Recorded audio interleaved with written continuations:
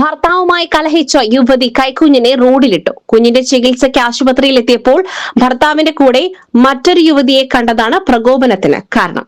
നിലമ്പൂർ ജില്ലാ ആശുപത്രിയിൽ ഇന്നലെ രാവിലെയാണ് സംഭവത്തിന്റെ തുടക്കം.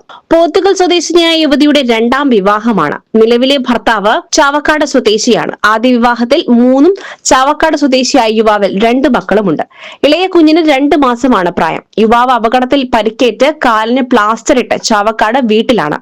മാസങ്ങളായി തന്റെയും മക്കളുടെയും കാര്യങ്ങൾ അന്വേഷിക്കാറില്ലെന്ന് യുവതിക്ക് പരാതിയുണ്ട്. ഇളയ കുഞ്ഞിന് അസുഖം ബാധിച്ചപ്പോൾ യുവതിയുടെ മാതാവ് യുവാവിനെ വിവരം അറിയിച്ചു. ഇന്നലെ രാവിലെ ചാവക്കാട് നിന്നും വാഹനം വിളിച്ച് യുവാവ് ആശുപത്രിയിലെത്തി. കൂടെയുണ്ടായിരുന്ന സ്ത്രീ കാമുകിയാണെന്ന് ആരോപിച്ച് യുവതി ബഹളം വെച്ചു.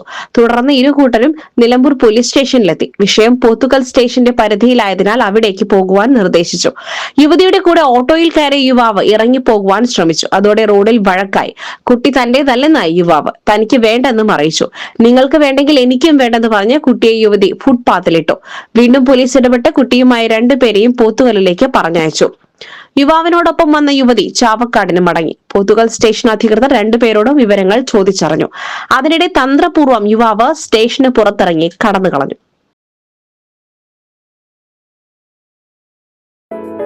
Gold, pure gold.